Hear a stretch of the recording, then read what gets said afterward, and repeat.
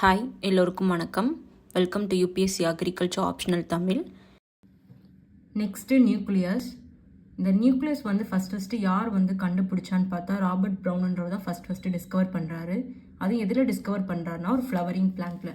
ஓகேவா, ஒரு ஃப்ளவரிங் பிளான்ட்டில் வந்துட்டு 1837 ஐ திங்க் 1837 தான். ஒரு ஃப்ளவரிங் பிளான்ட்டில் வந்துட்டு 1837 வந்துட்டு ராபர்ட் ப்ரௌன்ன்றவர் நியூக்ளியஸை கண்டுபிடிக்கிறார். ஒரு செல்லில் நியூக்ளியஸ்ன்ற ஒரு முக்கியமான காம்பனண்ட் இருக்குது. அது வந்து ரொம்ப ரொம்ப முக்கியமான காம்பனண்ட். ஏன்னா அதை வந்து ஜெனட்டிக் மெட்டீரியல்லாம் கேரி பண்ணுது அப்படின்னு சொல்லிட்டு யார் கண்டுபிடிக்கிறார்? ராபர்ட் ப்ரௌன்ன்ற ஒரு சயின்டிஸ்ட் கண்டுபிடிக்கிறாரு. எதுலன்னா ஃப்ளவரிங் பிளான்ட்டில் ஒரு 1837 கிட்ட. ஸோ இந்த நியூக்ளியஸோட தன்மைகள்லாம் அடுத்து பார்ப்போம். இப்போ வந்து ஒரு செல்லில் எத்தனை நியூக்ளியஸ் இருக்குன்றதை பார்ப்போம்.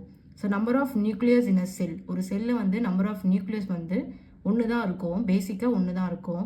ஆனால் சில எக்ஸப்ஷன் கேஸ்லாம் உண்டு. மோர் தென் ஒன் நியூக்ளியஸ்லாம் வந்து சில செல்லில் இருக்கும். சில ஸ்பெஷலைஸ்டு செல், அதாவது டிஃப்ரெண்ட்டான செல்லாம் இருக்கும். நம்ம எக்ஸாம்பிளுக்கு ஆல்கே, சில ரைசோபஸ், வவுச்செரியா அப்படின்ற சில ஃபங்கைலெல்லாம் பார்த்தோம்னா மோர் தென் ஒன் நியூக்ளியஸ் இருக்கும் ஒரு செல்லில். அதே மாதிரி அனிமல்ஸில் பார்த்தோம்னா ஸ்ட்ரையேட்டட் மசில்னு சொல்லுவாங்க. சரியா, ஸ்ட்ரையேட்டட் மசில் செல்ஸ்ன்னு சொல்லுவாங்க. நம்ம கையில் இருக்கிற ஸ்ட்ரையேட்டட் மசில்னு அப்படின்ற ஒரு மசிலில் வந்துட்டு இருக்கிற செல் எல்லாமே வந்து மோர் தென் ஒன் நியூக்ளியஸ் இருக்கும். ஸோ நம்பர் ஆஃப் நியூக்ளியஸ் மோர் தென் ஒன்னாக இருக்கும். அந்த மாதிரி சில எக்ஸப்ஷன் கேஸ்லாம் உண்டு. அடுத்து நியூக்ளியஸோட ஷேப். நியூக்ளியஸோட ஷேப் வந்துட்டு டிஃப்ரெண்டான ஷேப்ஸ்லாம் இருக்கும். சிலது எலிப்சாய்டாக இருக்கும், சிலது வந்து ஃப்ளாட்டண்டாக இருக்கும், சிலது வந்துட்டு ஸ்பெரிக்கலாக இருக்கும். இந்த மாதிரி டிஃப்ரெண்ட் கைண்ட் ஆஃப் ஷேப்ஸ்லாம் வந்து நியூக்ளியஸில் பார்க்கலாம்.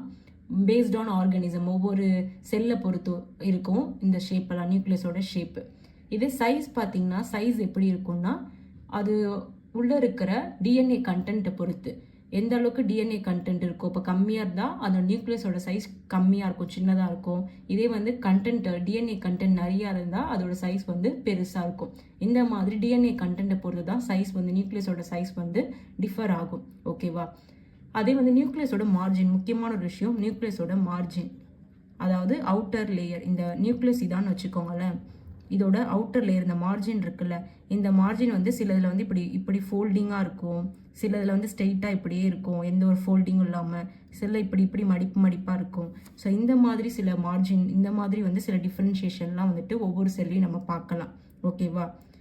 ஒரு பெஸ்ட் எக்ஸாம்பிள் இதில் சொல்லணும்னா லூக்கோசைட்டுன்னு சொல்கிற செல். ஓகேவா, லூக்கோசைட்டுன்னு சொல்கிற ஒரு செல்லை பார்த்தீங்கன்னா நியூக்ளியஸோட மார்ஜின் வந்து இந்த மாதிரி ஃபோல்டிங்காக இருக்கும், இந்த மாதிரி ஃபோல்டிங் மார்ஜினாக இருக்கும். இந்த மாதிரி வேரியஸான மார்ஜின்லாம் இருக்குது ஒரு நியூக்ளியஸ்குள்ளே. நெக்ஸ்ட்டு நியூக்ளியஸ் எதால் மேடப் ஆயிருக்குன்னு பார்ப்போம்.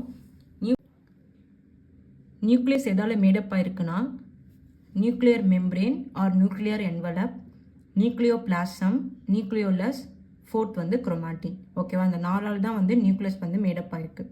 இதான் ஒரு நியூக்ளியஸ்னு வச்சுக்கோங்களேன், ஒரு செல்லில் இருக்கிற ஒரு நியூக்ளியஸ். ஓகேவா.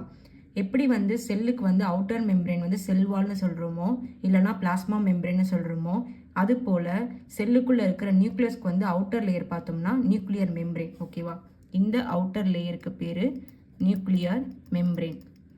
இந்த நியூக்ளியர் மெம்ப்ரேனுக்கு உள்ளே இருக்கிறதுக்கு இந்த ஏரியாவுக்கு பேர் வந்துட்டு நியூக்ளியோபிளாசம். ஓகேவா.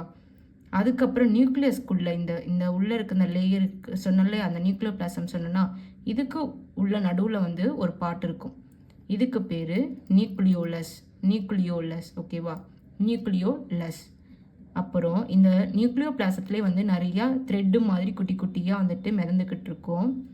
அதில் தான் வந்து டிஎன்ஏ கண்டென்ட், அதாவது ஜெனட்டிக் மெட்டீரியல் கண்டென்ட்லாம் இருக்கும். அதுக்கு பேர் வந்து குரோமாட்டின். இந்த 4 காம்பனண்ட் தான் ஒரு நியூக்ளியஸில் வந்து முக்கியமான அமைப்பை வந்து கொடுக்குது. ஓகேவா.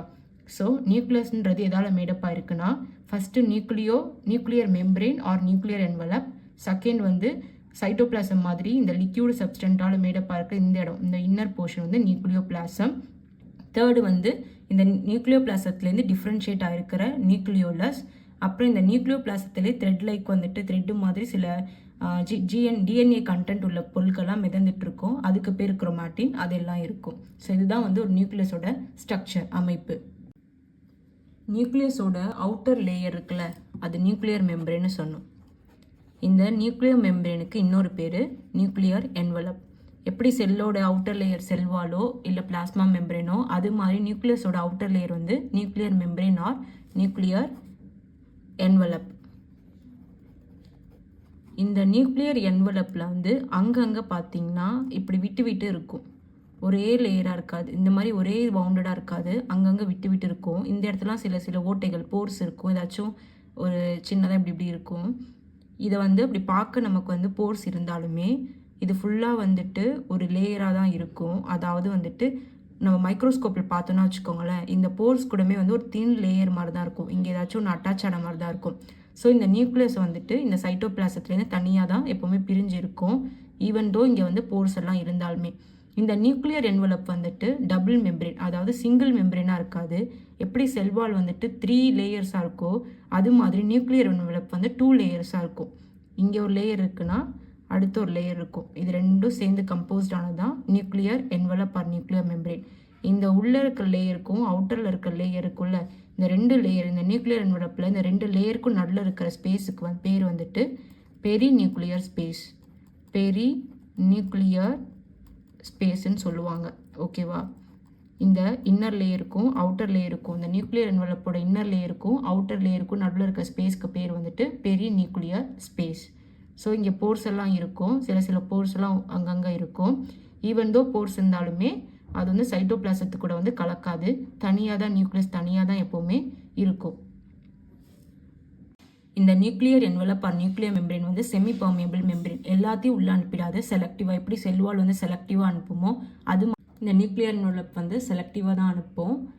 உள்ளே இருக்கிற மெட்டீரியல்ஸ், அதாவது சைட்டோபிளாசத்துக்கும் நியூக்ளியஸ்க்கும் நடுவில் இருக்கிற எந்த ஒரு டிரான்ஸ்போர்ட் ஆஃப் மெட்டீரியல் நடந்தாலும் இது வந்து செலக்டிவாக தான் அனுப்பும், தேவையில்லாத வைரஸோ இல்லை மற்ற எந்த ஒரு இதுவுமே வந்து உள்ளே அனுப்பாது. நியூக்ளியர் மெம்பரேனுக்குள்ளே லிக்யூடு லேயர் இருக்கும், அந்த இந்த மாதிரி லிக்யூட் லேயரில் லிக்யூடாக இருக்கும், இந்த மாதிரி லிக்யூடாக வந்துட்டு நிறையா இருக்கும், லிக்யூடு சப்ஸ்டன்ஸ் இருக்கும். ஓகேவா? நியூக்ளியர் என்வலப்புக்குள்ளே, ஓகேவா, அந்த நியூக்ளியர் என்வலப்புக்குள்ளே நியூக்ளியோலஸை சுற்றி இந்த மாதிரி லிக்யூடான சப்ஸ்டன்ஸ் இருக்கும், அதுக்கு பேர் தான் நியூக்ளியோபிளாசம் இல்லைன்னா கேரியோலிம்ப்னு சொல்லுவாங்க. கேரியோனா நியூக்ளியஸ்ன்னு அர்த்தம், லிம்ப்னா லிக்யூடுன்னு அர்த்தம். ஸோ நியூக்ளியஸில் இருக்கிற லிக்யூடுக்கு பேர் கேரியோலிம்ப் ஆர் நியூக்ளியோபிளாசம்னு சொல்லுவாங்க. இது நியூக்ளியர் மெம்பரேனுக்கு உள்ளே இருக்கும், இந்த நியூக்ளியோபிளாசம் ஆர் கேரியோலிம்ப். இதில் வந்து என்னென்ன இருக்குன்னா, எப்படி சைட்டோபிளாசத்தில் சொன்னோமோ அது மாதிரில வந்துட்டு நிறைய ஆர்கானிக் அண்ட் இன்ஆர்கானிக் சப்ஸ்டன்ஸ் இருக்கும், அமினோ ஆசிடு, ப்ரோட்டீனு, அப்புறம் ப்ரோட்டீன் வந்து செக்ரீட் பண்ணுற ஆர்என்ஏ, அந்த மாதிரி எல்லா விஷயமும் வந்துட்டு இதுக்குள்ளே இருக்கும். நெக்ஸ்ட்டு வந்து நியூக்ளியஸ்குள்ளே இருக்கிற ஒரு மெயின் பார்ட்டு நியூக்ளியோலஸ். ஓகேவா? ஒரு செல்லுக்குள்ளே நியூக்ளியஸ் மெயின் பார்ட்டு, இந்த நியூக்ளியஸ்குள்ளே மெயின் பார்ட் வந்து நியூக்ளியோலஸ். இதை யார் ஃபஸ்ட்டு டிஸ்கிரைப் பண்ணுறான்னா ஃபோண்டனான்ற ஒரு சயின்டிஸ்ட் வந்து டிஸ்கிரைப் பண்ணுறாங்க 1871. அவங்க தான் வந்துட்டு நியூக்ளியஸ் உள்ளஸ்ன்னு அப்படின்னு ஒன்று இருக்குன்னு சொல்கிறாங்க. இந்த நியூக்ளியஸோட தன்மைகள் பார்ப்போம். இது எப்படி இருக்குன்னா, பெருசாக இருக்கும், லார்ஜாக இருக்கும். நியூக்ளியஸ்குள்ளே வந்து லார்ஜாக இருக்கிறது இந்த நியூக்ளியஸாக தான் இருக்கும். இது வந்து என்ன ஷேப்புன்னு பார்த்தீங்கன்னா ஸ்பெரிக்கல் ஷேப், அதாவது ரவுண்டு ஷேப்பில் இருக்கும். எத்தனை நியூக்ளியோலை வந்து ஒரு நியூக்ளியஸ்குள்ளே இருக்கும் அப்படின்னு பார்த்தா அது எதை பொறுத்து அமையும்னா அதில் இருக்க குரோமோசோம் செட்டை பொறுத்து அமையும். ஓகேவா? ஒரு செட்டுன்றது 2 குரோமோசோம் சேர்ந்தது. ஓகேவா? அப்போ 2 குரோமோசோம் ஒரு செட்டை பொறுத்து எத்தனை நியூக்ளியோலை இருக்குது அப்படின்னு சொல்லிட்டு மாறுபட்டுக்கிட்டே இருக்கும். மோஸ்ட்டாக பார்த்தோம்னா ஒரு ஹாப்ளாய்ட் செட் ஆஃப் குரோமோசோமுக்கு ஒரு நியூக்ளியோலை இருக்கும். ஓகேவா? அதாவது ஈச் ஹாப்ளாய்ட் செட் ஆஃப் குரோமோசோமுக்கு ஒரு நியூக்ளியோலை இருக்கும். மோஸ்ட்லி வந்து பிளான்ட் அண்ட் அனிமல் செல்லில் வந்துட்டு ஒரு நியூக்ளியோலை தான் இருக்கும் ஒரு நியூக்ளியஸ்குள்ளே. இன்னும் முக்கியமான விஷயம் பார்த்தோன்னா செல் டிவிஷன் எதுக்கு தேவைப்படுதுன்னா, செல் வந்துட்டு க்ரோத் ஆகிறதுக்கும் ரீப்ரொடியூஸ் ஆகிறதுக்கும், அதாவது 1 2 ஆகிறதுக்கும் 2 4 ஆகிறதுக்கும் செல் டிவிஷன் தேவைப்படுது. அந்த செல் டிவிஷன் அப்போ என்ன நடக்கும்னா, குரோமோசோமோட ஹெட்ரோக்ரோமாட்டிக் போர்ஷன்னா 2 டிஃப்ரெண்ட் குரோமோசோம் வந்துட்டு கம்பைன் ஆகும் போது அங்கே அந்த சேர்ற அந்த போர்ஷன், அந்த ஏரியா இருக்குல்ல, அதுக்கு பேர் அந்த டிஃப்ரெண்ட் குரோமோசோம் சேர ஏரியாவுக்கு பேர் ஹெட்ரோக்ரோமாட்டிக் போர்ஷன்னு சொல்லுவாங்க. அந்த போர்ஷன் வந்து நியூக்ளியஸ் கூட வந்து கான்டாக்டுக்கு வரும், அதாவது கிட்ட வரும். அந்த நியூக்ளியஸ் கூட வந்து கான்டாக்ட் பண்ணும்போது அந்த ஸ்பேஸ், அந்த ரீஜனுக்கு பேர் என்ன சொல்லுவாங்கன்னா நியூக்ளியோலர் ஆர்கனைசிங் ரீஜியன் சொல்லுவாங்க. எப்போனா செல் டிவிஷன் அப்போ அந்த ரீஜன் வந்து ரொம்ப முக்கியமான ரீஜியன். ஏன்னா அதுதான் வந்து நியூக்ளியஸ் ஆர்என்ஏ வந்து ப்ரொடியூஸ் பண்ணும். ஏன் நியூக்ளியோ ஆர்என்ஏ ப்ரொடியூஸ் பண்ணால் நியூக்ளியோலஸோட ஃபங்க்ஷனே வந்துட்டு ரைபோசோம் ஃபார்மேஷன் பண்ணுறதும் ஆர்என்ஏ வந்து சிந்தசைஸ் பண்ணுறதும் தான் வந்துட்டு நியூக்ளியஸ் ஃபங்க்ஷன். அப்போ இந்த மாதிரி செல் டிவிஷன் அப்போ தான் வந்துட்டு இந்த நியூக்ளியோலஸ் வந்துட்டு நியூக்ளியோ ஆர்என்ஏ வந்துட்டு ப்ரொடியூஸ் பண்ணுது. ஓகேவா? இந்த நியூக்ளியஸ் வந்து எப்போ வந்துட்டு டிசப்பியர் ஆகும்னா செல் டிவிஷனோட ஸ்டார்டிங்கில் டிசப்பியர் ஆகிடும்.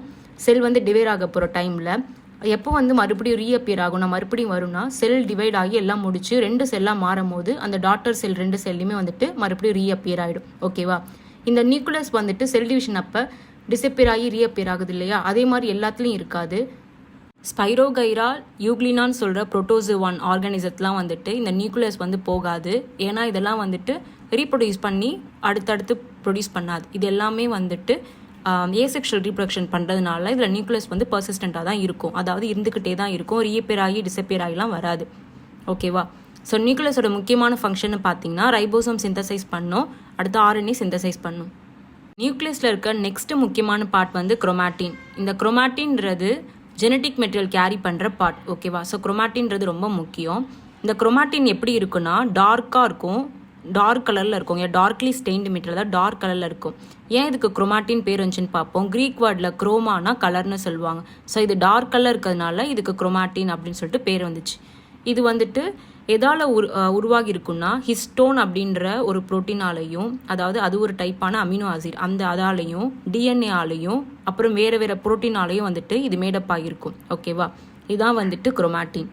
இந்த குரோமாட்டின் வந்துட்டு எதை மேக்கப் பண்ணால் எதை வந்து உருவாக்குனா குரோமோசோம். இந்த குரோமாட்டின் தான் வந்துட்டு செல் டிவிஷன் அப்போ குரோமோசோமாக மாறிடும். செல் டிவிஷன் அப்போ ஃபஸ்ட்டு ஃபேஸான இன்டர்ஃபேஸ். ஓகேவா? அப்போ இந்த குரோமாட்டின் என்ன ஆகும்னா இது அப்படியே கொஞ்சம் கொஞ்சமாக தனித்தனியாக பிரிஞ்சு லூஸாக காயில் ஆகிடும். லூஸாக கொஞ்சம் கொஞ்சமாக அப்படியே காயில் ஆகி வந்து லாங்காக வந்துட்டு மாறும். அப்படி லாங்காக மாறி ஒரு இர்ரெகுலர், அதாவது ஒரு வடிவம் இல்லாத ஒரு த்ரெட்டாக மாறும், இர்ரெகுலர் த்ரெட்டாக மாறும். ஓகேவா? அதுக்கு பேர் தான் குரோமாட்டின் ரெட்டிகுலம் சொல்லுவாங்க. அடுத்து எப்போ இந்த குரோமாட்டின் குரோமோசமாக மாறும்னா செல் டிவிஷன் அப்போ செல் டிவைட் ஆகும் இல்லையா, டாட்டர் செல்லாக மாறும். 2 டாட்டர் செல்லாக ஒரு செல் மாறும் இல்லையா, அப்போ வந்து இந்த குரோமாட்டின் மெட்டீரியல் வந்து அப்படியே ஃபுல்லாக திக்காகி கான்சன்ட்ரேட் ஆகி ஷார்ட்டாக மாறும், குட்டியாக மாறி நல்லா திக்காக வந்து ஒரு த்ரெட்டு மாதிரி மாறும். அப்போ வந்து அது குரோமோசோமாக மாறிடுது. சோமான்றது பாடி, ஸோ குரோமோசோம் அப்படின்னு சொல்லிட்டு இதுக்கு பேர் வருது. இந்த குரோமாட்டினோட ஃபங்க்ஷன் பார்ப்போம். இதோட முக்கியமான ஃபங்க்ஷன் என்னென்னா இந்த ஜெனட்டிக் மெட்டீரியலான டிஎன்ஏ இருக்குல்ல, இந்த டிஎன்ஏ வந்துட்டு செல் டிவிஷன் அப்போ அப்படியே கொஞ்சமாக அப்படியே குட்டியாக சுருக்கி ஸ்மாலர் வால்யூமாக சுருக்கி நல்லா அந்த செல்லுக்குள்ளே வந்து ஃபிட் பண்ணிடும். அதுதான் முக்கியமான ஃபஸ்ட்டு ஃபங்க்ஷன் இந்த குரோமாட்டினோட. செகண்ட் வந்து இந்த ஜெனட்டிக் மெட்டீரியலான டிஎன்ஏ வந்துட்டு நல்லா ஸ்ட்ரென்தன் பண்ணும். குட்டியாக சுருக்கி நல்லா கான்சென்ட்ரேட் பண்ணி அதை ஸ்ட்ரென்தன் பண்ணும். எதுக்குன்னா 2 விதமான செல் டிவிஷன் நடக்கிறதுக்கு, ஒன்று மைட்டாசிஸ், இன்னொன்று வந்து மியாசிஸ்ன்ற செல் டிவிஷன் நடக்கிறதுக்கு இந்த குரோமாட்டின் வந்து ஹெல்ப் பண்ணுது. தேர்டு முக்கியமான ஃபங்க்ஷன் வந்து இது வந்து ஜீன் எக்ஸ்பிரஷனை வந்து கண்ட்ரோல் பண்ணும். அதாவது இப்போ 2-3 ஜீன்ஸ் இருக்குன்னு வச்சுக்கோங்களேன், 2-3 ஜீன்ஸ் டிஃப்ரெண்ட் கேரக்டர்ஸ் வந்துட்டு நமக்கு வெளிப்படுத்துது அப்படின்னா அதில் எல்லா ஜீனையும் வந்துட்டு எக்ஸ்ப்ரெஸ் பண்ணாமல் சில ஜீனை மட்டும் எக்ஸ்ப்ரெஸ் பண்ணுற மாதிரி அந்த ஜீனை வந்து எந்தெந்த இடத்துல எந்தெந்த ஜீன் கண்ட்ரோல் பண்ணும், எக்ஸ்ப்ரெஸ் பண்ணணும் அப்படின்னு சொல்லிட்டு கண்ட்ரோல் பண்ணுறதே வந்துட்டு இந்த குரோமாட்டின் தான். அதே மாதிரி டிஎன்ஏ வந்து ரெப்ளிகேட் பண்ணும். எப்படி வந்துட்டு செல் வந்துட்டு டிவைட் ஆகுதோ அதே மாதிரி இருக்க ஜெனட்டிக் மெட்டீரியலும் வந்துட்டு டிவைட் ஆகும். அதுதான் வந்து டிஎன்ஏ ரெப்ளிகேஷன். ஸோ இது எல்லா ஃபங்க்ஷனும் வந்து குரோமாட்டின் பண்ணுது. இந்த டாபிக்கோட கண்டினியூஷனை நம்ம நெக்ஸ்ட் வீடியோவில் பார்ப்போம். அதுவரையும் நன்றி. Stay tuned.